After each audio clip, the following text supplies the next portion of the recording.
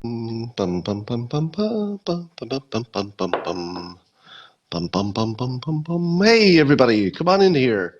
It's good to see you. It's always good to see you. Today we have an amazing coffee with Scott Adams.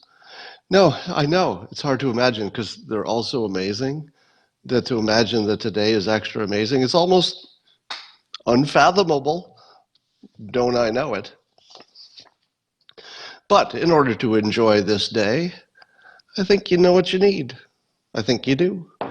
I think you need a cup or a mug or a glass of snifter, stein, chalice, tankard, thermos, flask, canteen, grail, goblet, vessel of any kind. Fill it with your favorite liquid. I like coffee. And join me now for the unparalleled pleasure, the dopamine hit of the day, the thing that makes everything better. You know it does. Go. Oh, yeah. That's the good stuff. Well, let's see. If all goes well, I'm going to be inviting a special guest who in a moment will be revealing himself so that I can add him to the guest list here. Let me just check here. I'll tell you, this system could be a little bit better. All right, let's talk about some things. I'll wait for my special guest to make himself available here, and then I will ask him to join. So, a few things going on here. Joe Biden was asked what he thought about Kamala Harris for vice president, maybe, or what does Joe Biden think of her now that she's quit? Joe Biden had some excellent things to say about Kamala Harris. Said she was very talented, could be vice president, could be president, could be attorney general, could be anything because she's so talented. And somebody asked Joe Biden, did he hold a grudge for things that Kamala Harris said during the debates? And I'm going to give credit where credit is due here. I know you don't. I know you hate it when I do this because it's not good team play. Uh, but Joe Biden had one of the best responses you'll ever see in your entire life. I like really good. So I'm going to call this out as something you should borrow. It's so good you should just use it yourself. So when asked by a reporter, when Biden was asked by a reporter, do you hold a grudge against Kamala Harris? He looked at the reporter and he said, I'm not good at holding grudges. Damn, that's good. That is so good.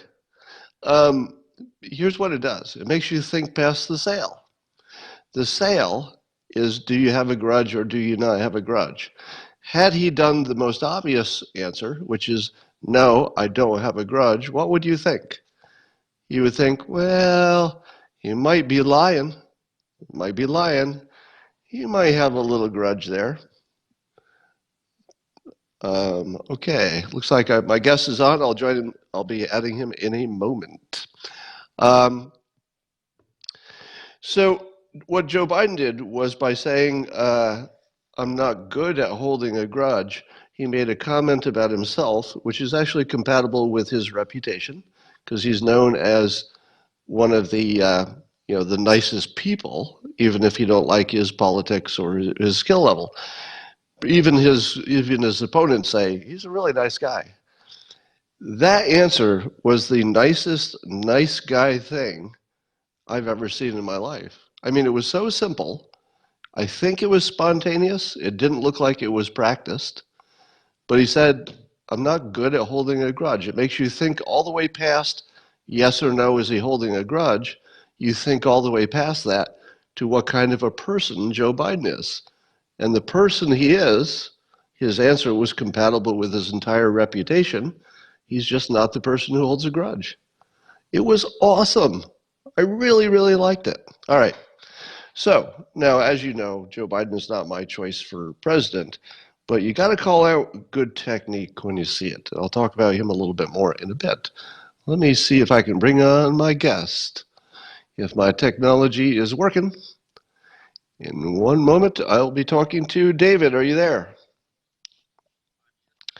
There might be a little there's a little bit of echo. Do you have two devices listening to me now? I hear a little echo when I talk. How about now? Now it's better. All right, so David Mittelman, you are CEO of Othram. And Othram does what? Remind us.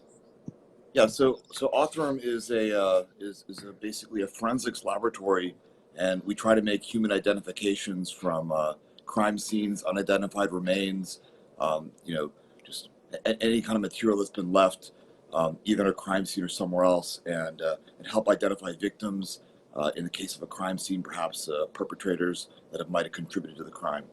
Now, there are a few, every time I watch the news, it seems like there's a new news story that involves DNA in one way or another. So that's why I wanted to have you on to update us on a few things.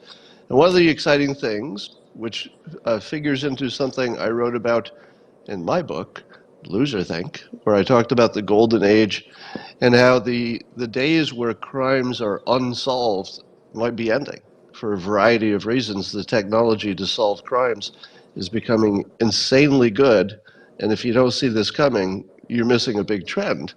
So can you tell us about DNAsolves.com? Yes, so there's been almost 30 million people that have been tested with consumer tests. Some of those folks know victims or families of victims. Some of those folks are in law enforcement or know law enforcement, and they have read the same articles you've read, and they've come to the conclusion that they want to make a difference in helping us solve, some of these cases that, as you said, have gone unsolved for decades. There's a government database.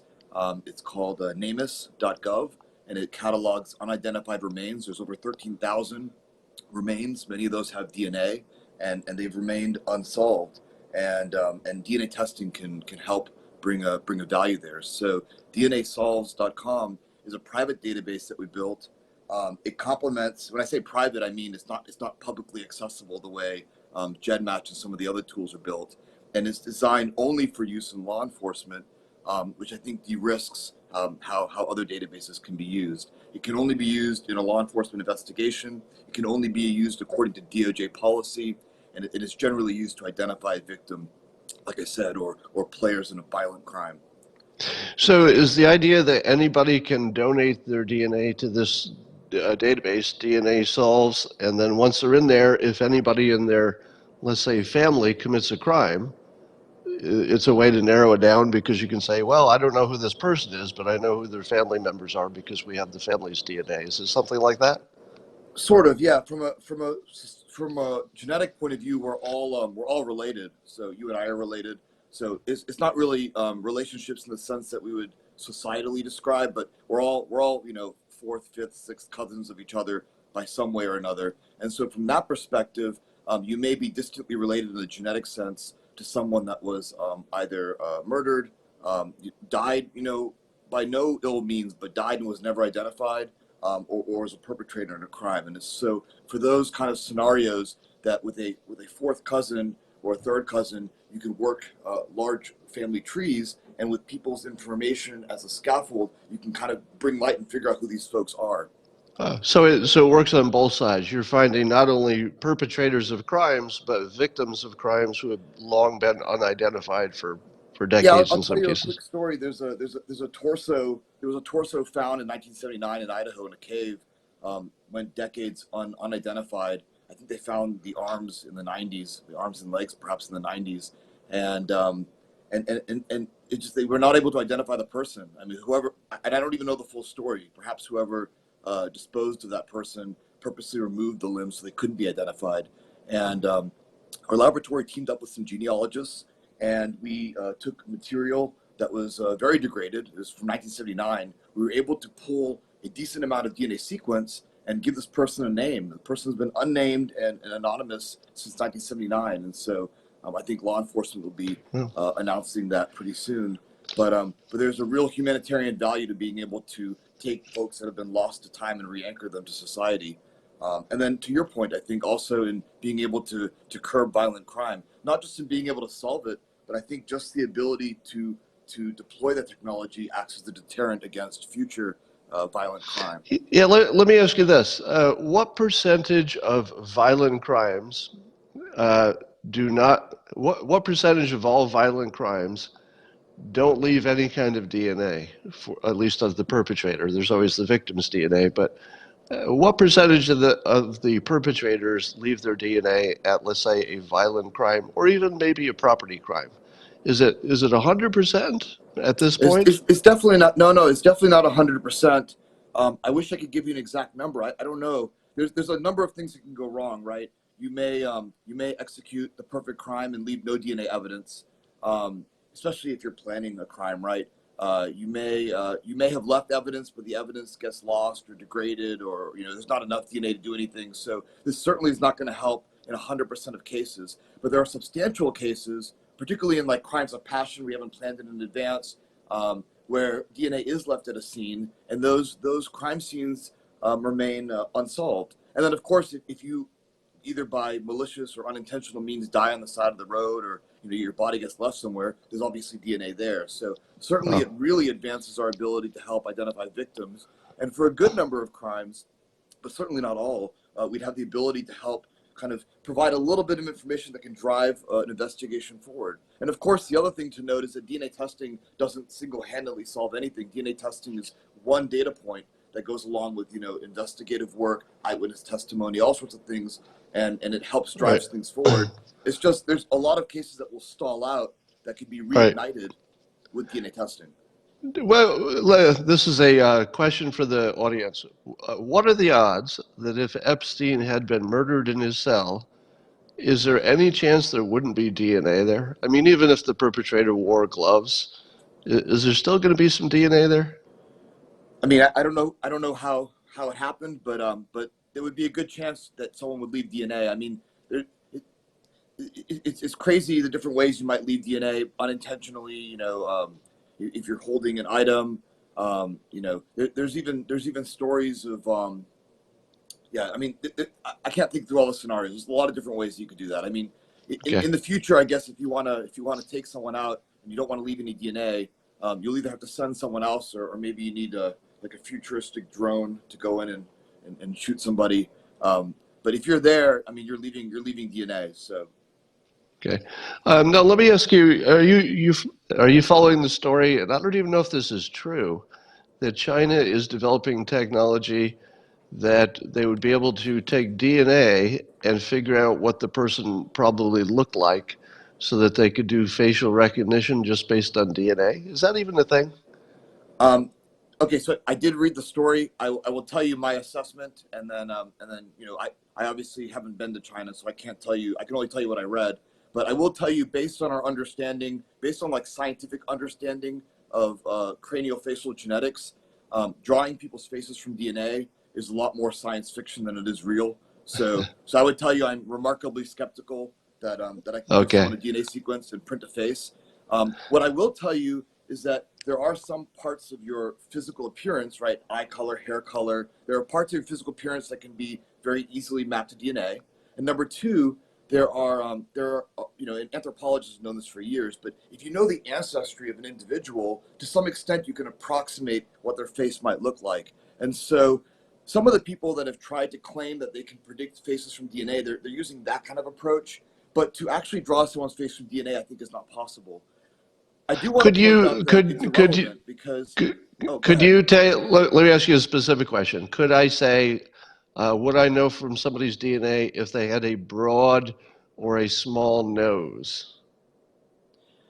There are some markers that will be able to just there's some markers and research that have been done into looking to like distance between the eyes, width of nose. Yeah, there are classic landmarks for which some of those have genetic components. So I think the most accurate way to say it is there are some genetic features that can be described with genetic markers. Some inherited facial features can be described with genetic markers, but you definitely can't do what I think they're advertising and what I've heard others advertise over the years, but never produce any substantiated evidence that you can draw a face from DNA. Certainly with the haircut and everything all in place. So Suppose you had some monstrously large computer and you just ran a whole bunch of different DNA through it, and then you ran the photos of the people who matched that DNA through it, and you had millions of them. Don't you think that the millions of faces matched with the millions of sets of DNA would probably start to be predictive over time? You know, even So, even so, even if you didn't know exactly which genes were predicting what, wouldn't you be able to compute it out without even knowing exactly why? so the biggest, it makes sense, and I think that you certainly can't know what will happen in the future. But I'll tell you that there are two big challenges here. The first challenge is that how people get the DNA, so to speak, like what markers they're looking at. Are they looking at every marker in the DNA? Are they looking at a subset? That's going to describe whether you're able to make correlations to facial features. The second Okay. problem that's really important is that correlating DNA to things is very hard when you don't have exact descriptions. And the Mm. face is by nature not exact. The face changes over time as you get older, right? The face changes depending on orientation. The face is a 3D object projected onto a 2D plane. So I'm just saying I'm not saying that it's impossible. I'm saying it's incredibly hard. No one's demonstrated that can be done. And fundamentally, I think it's not a 2019 phenomenon. But I do want to point out something that I think will make the discussion moot, because according to that article in the New York Times, China is advertising that they have collected DNA information for 80 million people, right? And so I told you a minute ago that we're all kind of a societal network of genetic relatives, right? Right. I don't know how many people are in China. Is it like 1.5 billion? Let's say Let's one say and a it's half one and a half billion. billion. Okay, so with 80 million, you're beginning to approach, you're beginning to approach a substantial component, right, proportion of the population. Once you start getting even a few percent of people genetically typed in a population, you don't need faces. You just identify them. I mean, you can just literally identify them through relationships. So I think that the article, I don't know where they got the information. I don't think faces can be drawn, but I think the bigger issue is that China will invest in taking 80 million folks, growing that number, and then being able to identify anyone regardless. You don't need the face. You've got Is you've got the relationships. is it possible, David? Is it technically possible that China could ever develop a chemical biological weapon that would affect people with certain DNA that are, let's say, non-Chinese, and without affecting somebody who's Chinese? Just hypothetically, is that even possible? I mean, people have targeted drugs to things in your DNA. Whether you can target ethnic groups as we would think of ethnic groups, I think it'd be easier to draw faces from DNA right now. Okay. So All right, David, I'm going to move on to politics. Is there anything you want to, any final thoughts? yeah, I want to mention that, like, along with face recognition, GPS tracking, all the technologies that have come to bring good in the world, there's all a negative component to it as well. And right now, with 30 million U.S. Mostly U.S. folks tested with consumer tests, there's an asymmetric risk to the United States versus other countries in having this data out there. And like with every other kind of piece of data and technology, it's out there and it'll be developed whether we write legislation against it, pout about it, or ignore it. And so I would encourage everyone to think, what is the best way to bring value, help victims and their families, identify perpetrators, but do it in a way that wouldn't lead us down the road that China's taken in some kind of 1984 like Big Brother surveillance initiative. But just simply ignoring All it has consequences too. There are consequences to acting and also not acting. right, last question, yes or no? Someday there will be a dating service that matches people by DNA, yes or no? The only way I would do that is if you told people who not to date, right? So if you're too related, don't date. Okay. All right. Good answer. Thank you, David Mittelman at Othram, Othram. We appreciate your updates, and we'll talk to you again, David. Thank you. Thanks, Scott. All right. Bye bye. All right. That's always fun to get that. It's so futuristic to hear what's going on there with DNA. Let's talk about some other things. Biden or his campaign, or maybe some PAC or somebody, is running an anti-Trump ad focusing on the event at the NATO conference in which Justin Trudeau and some others were seen potentially laughing behind his back. And the commercial takes the theme that the other countries are laughing at our president behind his back. Now, I got to tell you, It's a really good commercial. So again, two things that the Biden campaign did exceptionally well, completely surprisingly, I must say. So this is the first time I've seen that Biden, or at least people associated with him, whoever made the commercial, are willing to go all the way into the mud, because this commercial is sort of off-brand for Biden, who's the bring the country together, let's all hold hands and sing. Uh, but I tell you, this is pretty brutal commercial, and it's very personal, and it's against Trump, and it's well done from a effectiveness perspective. It's not fair. It's the type of ad that the Trump folks do about Biden. Putting misleading clips together so it makes you think that the misleading clips describe the whole. And Biden's campaign just served it right back to Trump. Pretty good job, execution-wise. Only talking about execution, it was well executed. All right. So as you know, I made the risky prediction that Kamala Harris would be the Democratic nominee, but she dropped out of the race.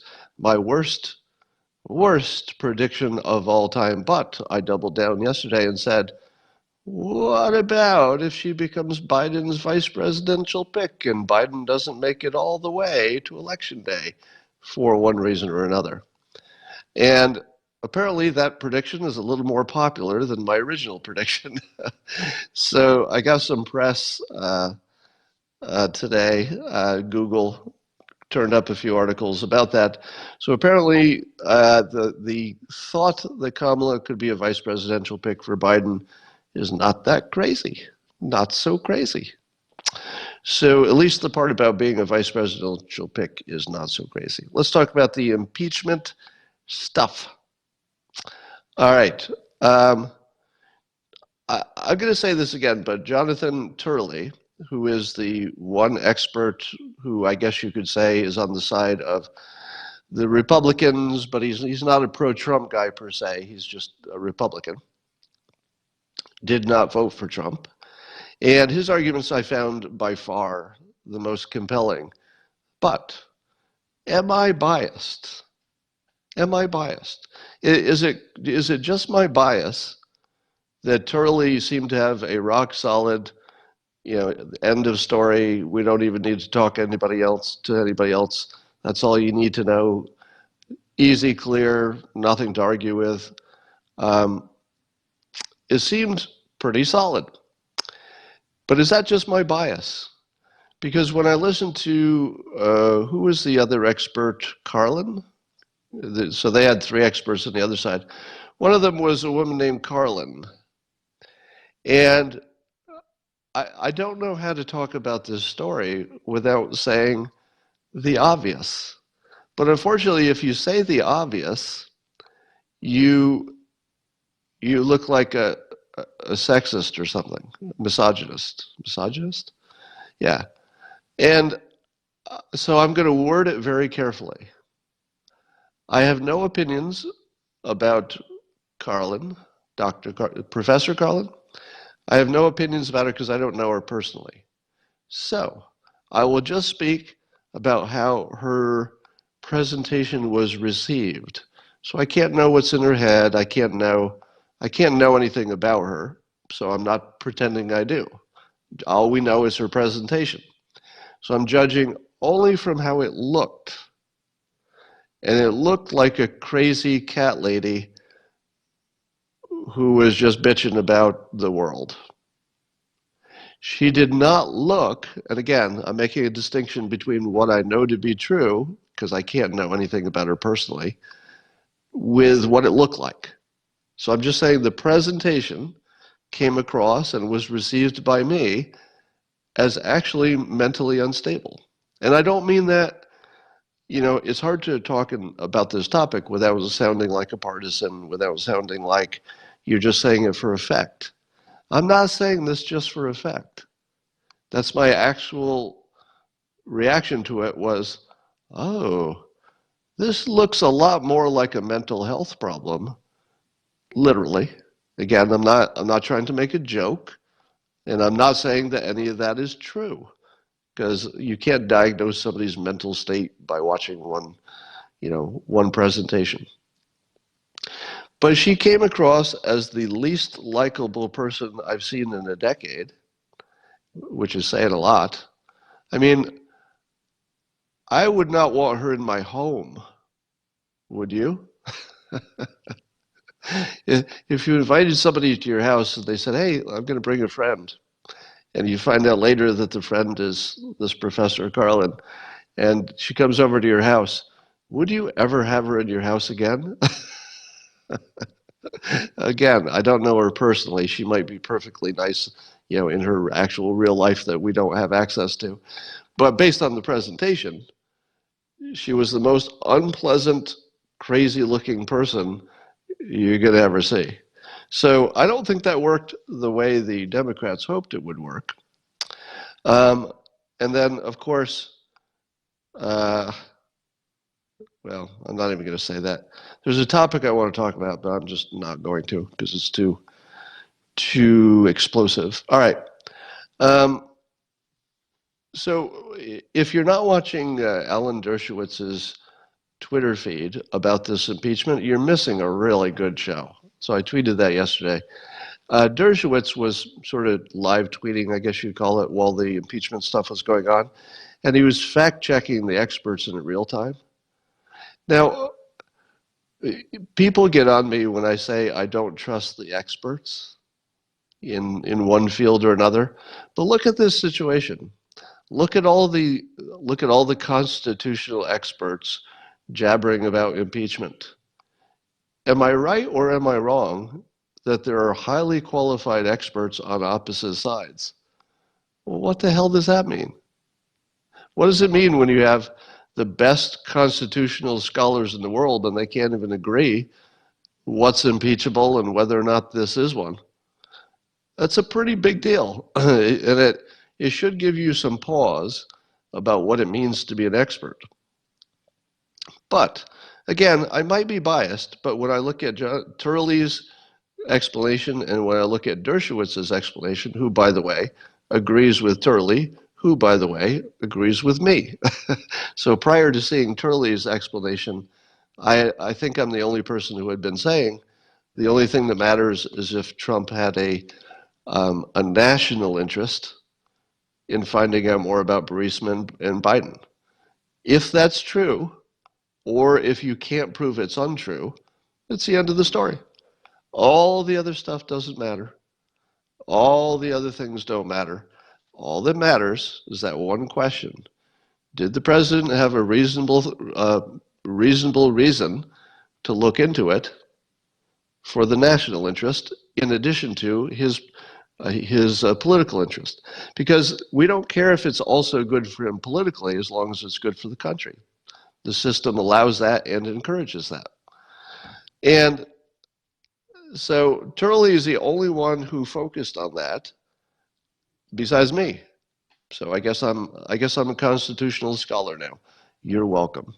Now, since I am apparently as qualified as the greatest constitutional scholars in the world, based on the fact that I agree with them, see what I did there, I'm going to extend my expert constitutional law opinion. Are you ready? Here it comes. Apparently, there's some disagreement about whether the Constitution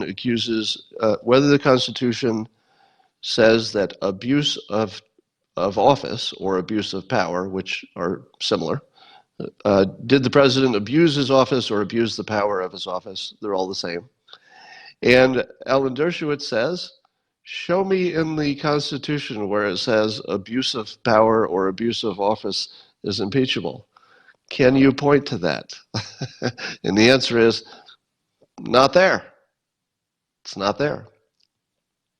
And indeed, if this standard were applied, lots of past presidents would have been impeached. But here's the fun part. Did you know that senators can be impeached? Well, I did a Google search and some random stranger referenced a part of the law that says that they can be. So I'm going to say that that's true. By the way, so fact check me on that. fact check me on the question, can senators be impeached? I believe the answer is yes, right? Same as the president. Now, if senators can be impeached, and if the standard we're using is abuse of power, meaning abusing the power of their office, how in the world do you not put Pelosi, Schiff, and Nadler up for impeachment? Because there are one of two possibilities. One is that the president is innocent of all impeachable offenses. Now, if the president is found, let's say, innocent, innocent is the wrong word. Let's say that the Senate votes on party lines to reject the impeachment.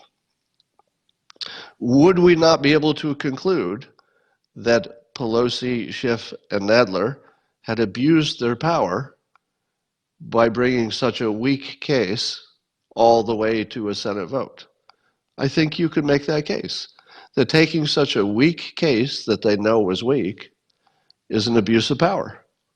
Because they would be doing it just for, wait for it, political reasons. Now, if it were 3 years before the next election, you'd say, well, that's not just for political reasons. There must be something here. But when you're this close to an election, it is impossible to imagine that it has any purpose other than political. Their argument is we have to remove him immediately because he might make another phone call like that Ukrainian thing. Are you kidding me? Are you kidding me? That's your risk?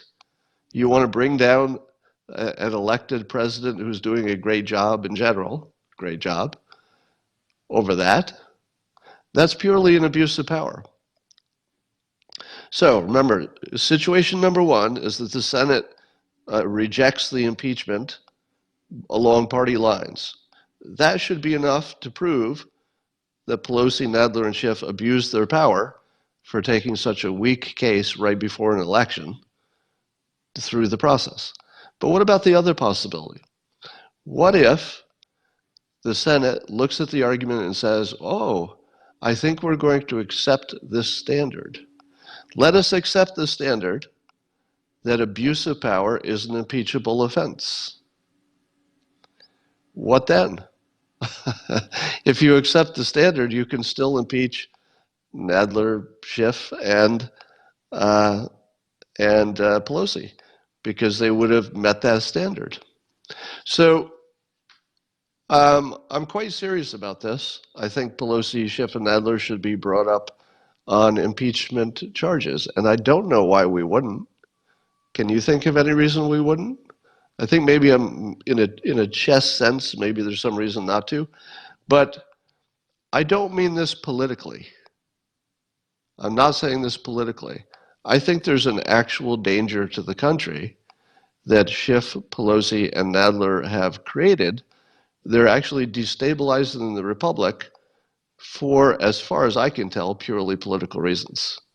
It looks like an abuse of power, and the worst one we've ever seen, perhaps.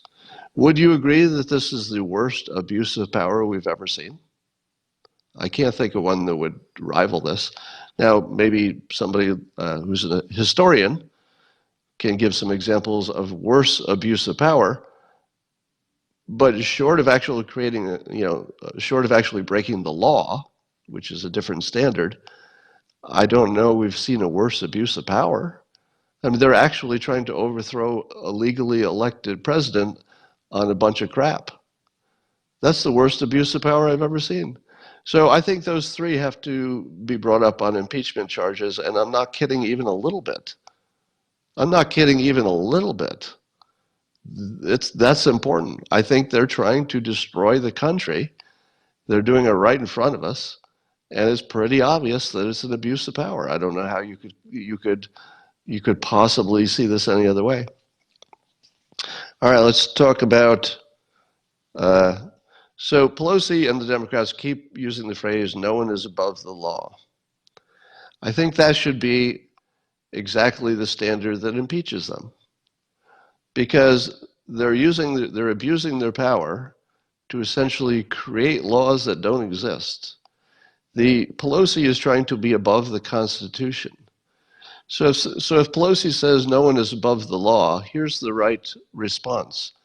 Yes, Nancy Pelosi, no one is above the law, but also no one is above the Constitution. And the Constitution says you should be impeached, not even for breaking the law, because the law is here and the Constitution is here.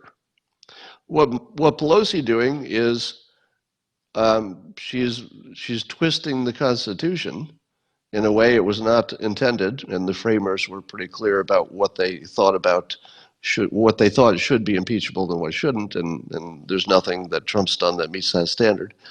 So seems to me that no one is above the law is the low level bumper sticker, but the higher level is no one's above the Constitution, Nancy. You can't make up stuff and put it in the Constitution.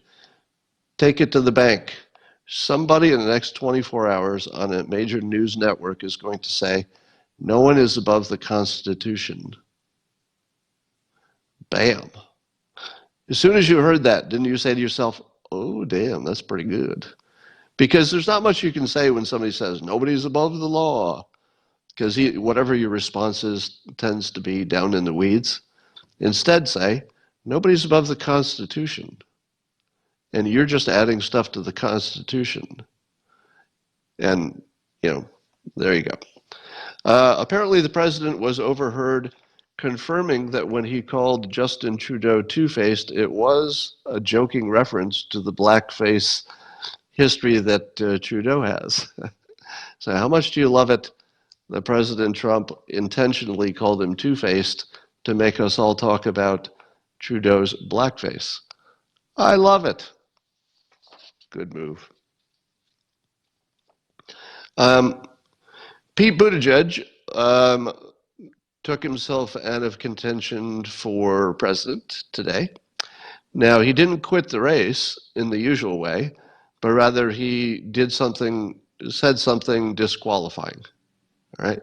So if you've been watching this Periscope a while, you know that I've been saying that Buttigieg is a strong candidate, and I had to say I liked a lot about him.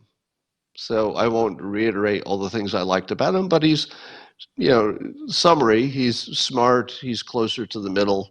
I'd love to have an LGBTQ president eventually, just because I think it's healthy for the country. Doesn't have to be him, doesn't have to be now, but as a general concept, let's get ourselves an LGBTQ president.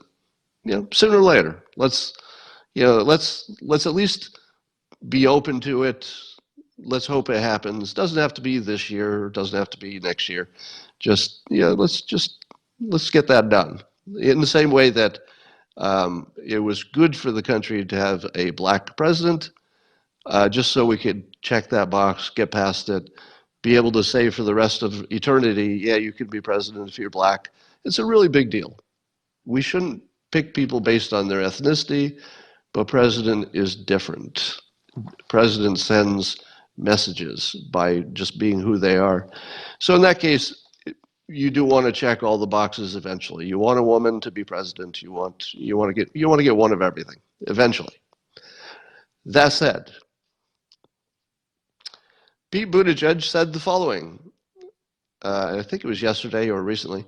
Anyone who supported this president, meaning Trump, is at best looking the other way on racism, comma, at best. And he's done. All right. You can't run for president calling half of the country-ish either racist or racist supporters. You can't be president that way. Our current president, I believe, has never made that mistake. Am I right? Correct me if I'm wrong, but as acerbic and insulting and aggressive and bullying as our president can you think of any time he's branded half the country, let's say the half that didn't vote for him, is there any time he branded them assholes? Fact check me on this. Is there any time that President Trump, the most insulting, bullying person who has ever lived, even one time has he ever branded the people who didn't vote for him as assholes. Because Buttigieg just did that. Buttigieg just said, or I'll read the sentence again. Tell me if you think I'm overinterpreting it. Buttigieg said, anyone who supported this president is at best looking the other way on racism, at best. He's calling you assholes. There's no other way to look at that, all right?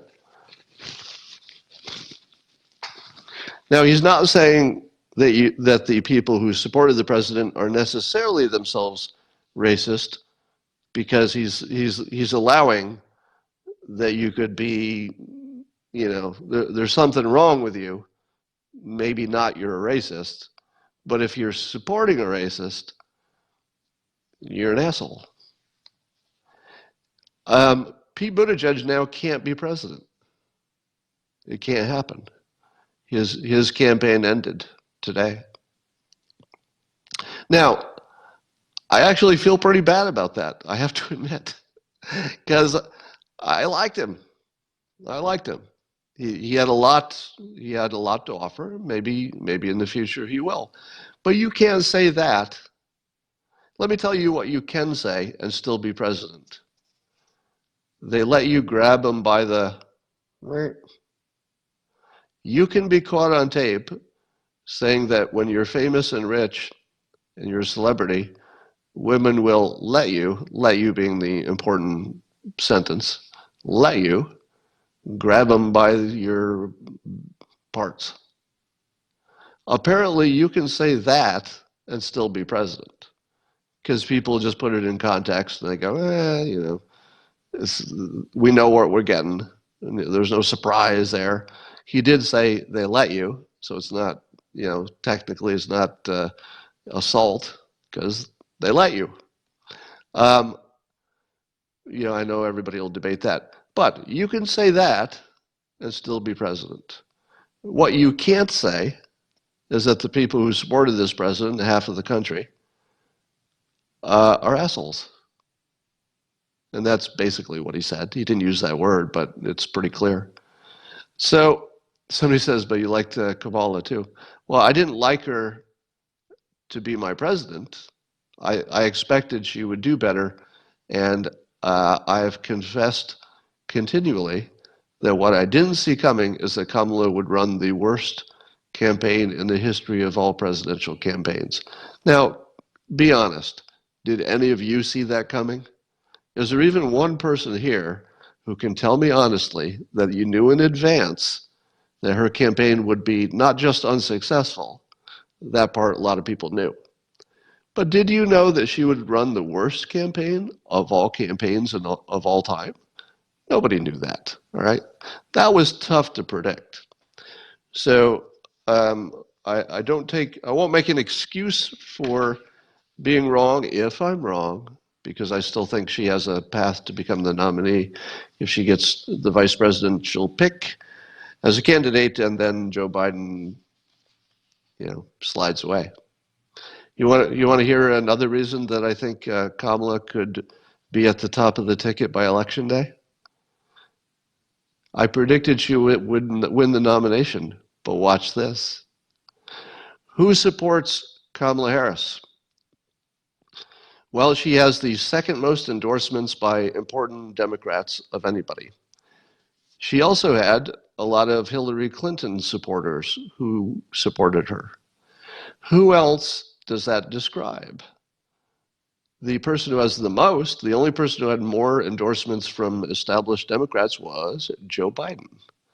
And so, if you were to combine Joe Biden with the support of the most support from Democrats with the person who had the second most endorsements from Democrats, you have recombined sort of Hillary Clinton in virtual form.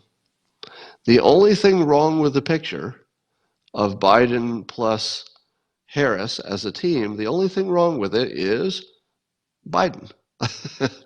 Now, suppose you were a Hillary Clinton type supporter, but you're looking for a different candidate.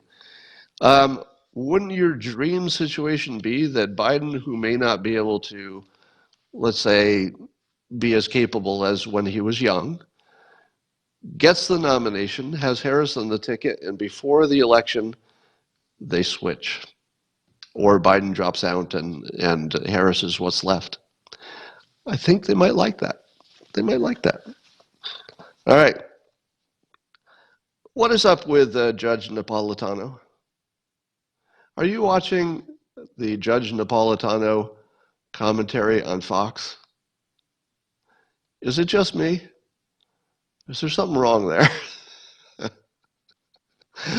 I'm going to wait for your comments to catch up because there's a little bit of a delay. But uh, it's one thing to have pundits on your news program that you know which way they're going to go. But what is wrong with Judge Napolitano? Is there something wrong there? Because he must hate the president, and when I see his comments, it only looks like that. He comes across as the least credible lawyer type person on TV who isn't. Who's the other guy who's the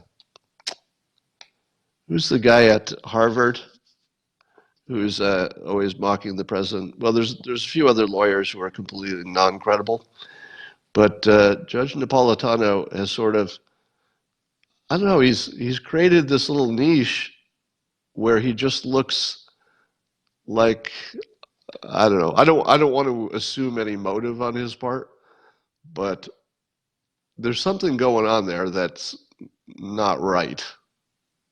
That's that's all I'll say. Um, Apparently, the Horowitz report, and we don't know for sure, but they're rumors, and I think maybe Barr, Attorney General Barr, said something about this.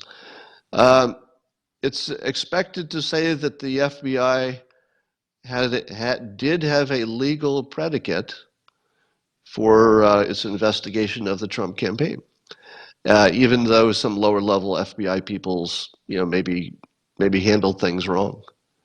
Now, let me ask you, who are the two people in the world who had the following prediction?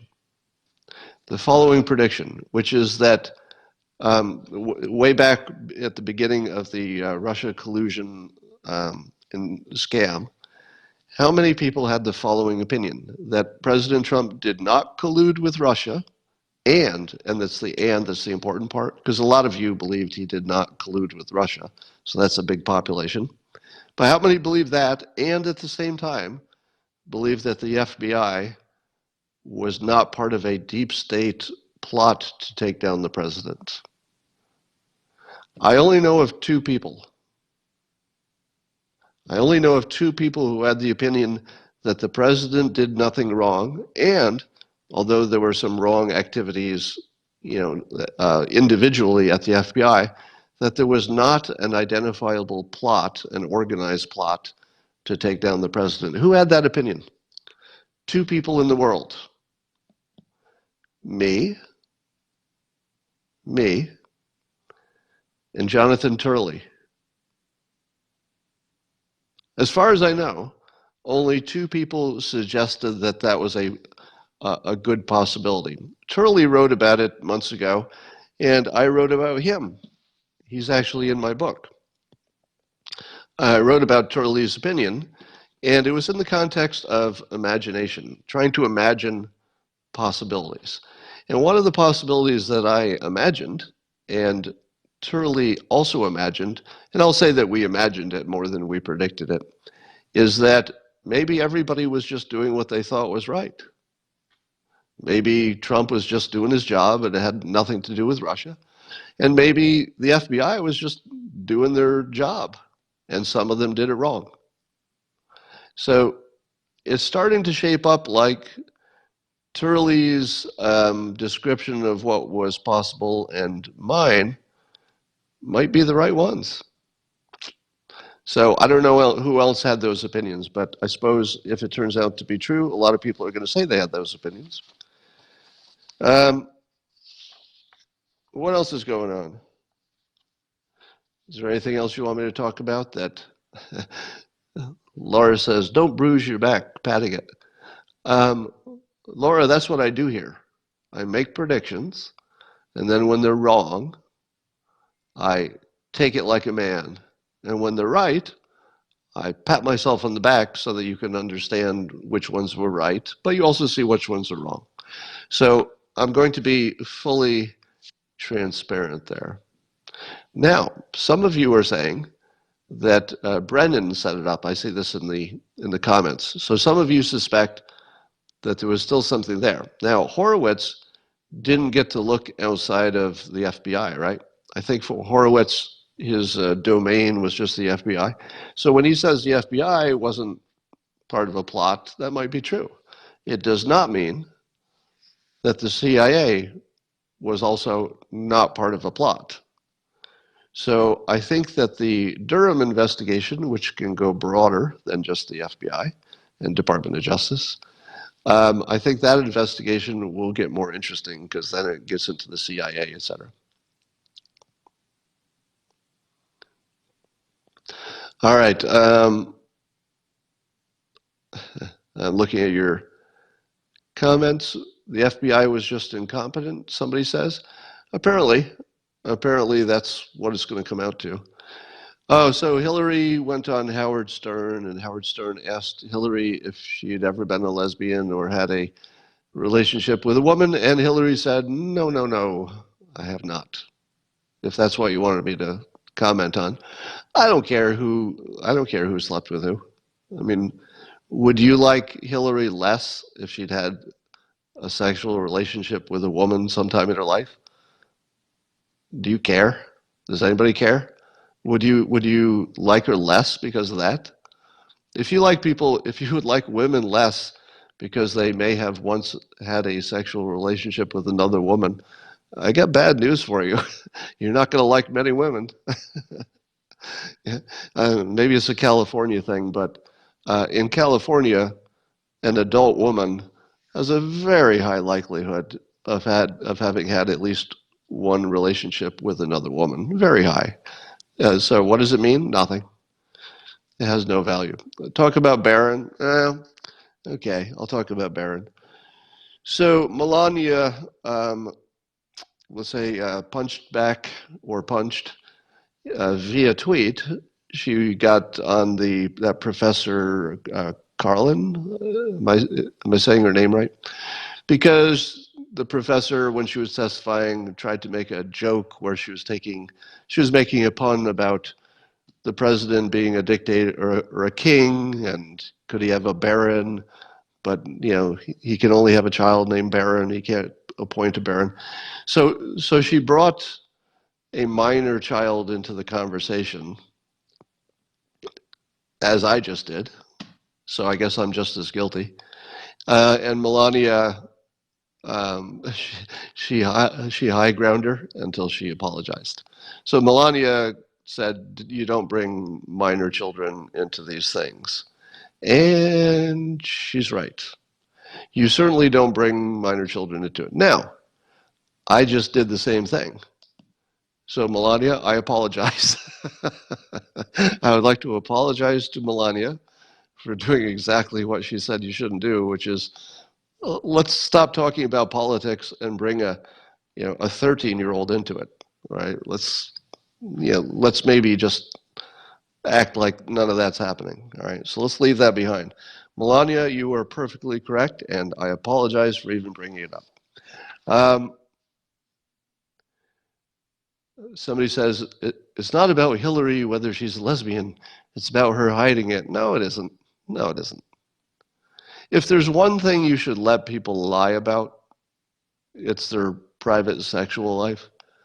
It's not always a good idea to hide your private sexual life. I mean, the gay experience shows it was better to come out of the closet and, live above ground, so to speak. But I'm not going to say that any individual needs to tell me about their private life. And in fact, I give all of you blanket permission from my perspective, just me personally, to lie to me about your private sexual life. um, so if it ever comes up and I ever say, hey, have you ever had sex with an animal? And let's say you have, I give you permission to say, no, I have not. I have never gotten with an animal. So that's what I prefer. I'm not comparing animals with anybody else, right? So don't try to conflate that. I'm just saying that whatever you're into, I don't care. And if you lie to me about it, you're okay with me. You did it recalling a story. I don't know what that was about. You weren't being malicious. Yeah. No, but I would agree that even I should not have brought up the topic because it's inappropriate. Um,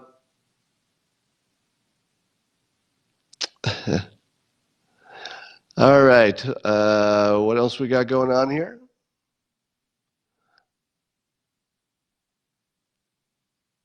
Yeah, it's sort of a who cares. Yeah. All right. Is she being authentic? Well, has anybody ever accused Hillary Clinton of being authentic? I don't know that that's a plus or a minus. People do like authentic people, but I wouldn't require it. So this is just my personal opinion. It's true that voters are going to prefer authentic people. That part's good. But just speaking for myself, I don't require it. So if authentic you is kind of a jerk, and you're willing to pretend to not be a jerk in the service of being a politician, I'm okay with that. I don't need you to be authentic. I just need you to do the work. And if you do the work well, be as phony as you want. I don't care. Uh,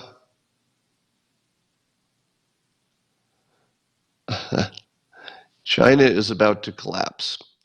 Well, it makes you wonder how long President Xi can hold on to power. Because while it's true that it is a dictatorship, it is also true that the dictator probably needs the support of at least the upper echelon. Now, he may have so much control over them in various ways that there's nothing they can do. That's possible.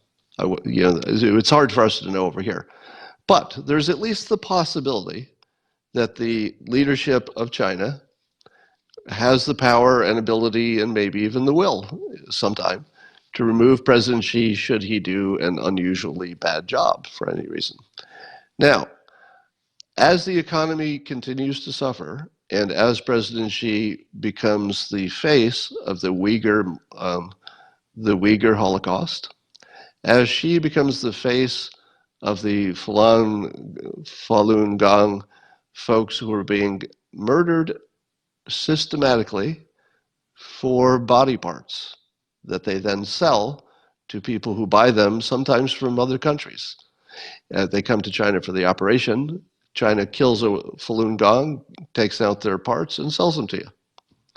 That's actually happening, at least reportedly, and the reporting seems to be pretty solid as far as I can tell.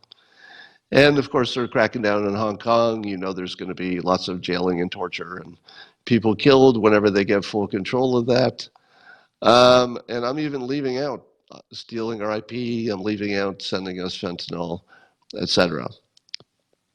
So President Xi has taken China's reputation to its lowest point. Would you not agree that President Xi has brought China's reputation and what's the right word, respect, to the lowest level in my lifetime, I think. And does the leadership of China, looking at how he's essentially destroyed their credibility, he has destroyed their credibility. He can't get a trade deal done with the United States because he's apparently not competent. Um, so, how long does the leadership of China let the guy who is a dictator stay in charge while he is systematically destroying everything good about China? I don't know. Maybe forever, because if he's got full control, nothing matters. But I think that it's the sort of thing that could change quickly. Yeah, I'm talking about Xi, Chairman Xi. Yeah, if you look at China polluting the world and literally, according to the Democrats, China is actually destroying the planet with pollution. India has some explaining to do as well, but China being the bigger one, China is actually destroying the planet, according to most of the people who are Democrats. So if you put all of those things together, and the fact that they're not even willing to sign a trade deal, are you kidding me? They're not even willing to sign a trade deal because they're not willing to offer anything that even approaches a fair deal. Well, um, he was appointed, not voted in. That is correct, but you still need the support of the top of the Communist Party to stay in power. Somebody says, revolution in China, is that possible? It seems remote, because I think that the party would remove Xi before anything like that happened. You know, about the same time that the population wanted to actually go to the streets and revolt would be about the same time that the party leadership would say, maybe we got the wrong guy here, let's make a change. Nancy is holding a press conference saying that impeachment is about Russia, somebody says. So they're going to go back to Russia for their impeachment stuff. Pelosi is denying its politics. She's got to be impeached. She has to be impeached. Now, Bloomberg, this is hilarious that Mike Bloomberg said that China is not a dictatorship. He didn't say they were a democracy. Somebody in the comments was saying that he said they were a democracy. He didn't say that. He said they're not a dictatorship. That's kind of technically sort of right. But it's not a democracy. It's the Communist Party gets to decide who the leader is. It's not exactly a dictatorship, exactly. It's just acting exactly like one.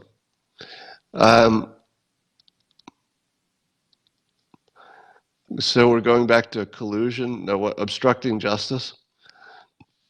Let me tell you, if you can create a situation in which you're pursuing a witch hunt against the president based on nothing, and then in the end you decide to impeach him because he resisted the witch hunt, the only person who knew there was nothing there for sure was the president. And he resisted false charges. Do you put that guy in jail? Do you impeach the guy who resisted the witch hunt? Even if resisting the witch hunt meant maybe he obstructed justice, in your opinion? Even if he obstructed it, given that he knew it was a witch hunt, we didn't. You and I didn't know for sure until the Mueller report, but now we all know. The president knew from day one because he knew what he did and he knew what he didn't do. So he knew. If you could get impeached for that, wow. All right. I think I'm babbling now. I'm going to go listen to Pelosi. And Pelosi, Schiff, and Nadler just have to be impeached for abuse of power. Talk to you later.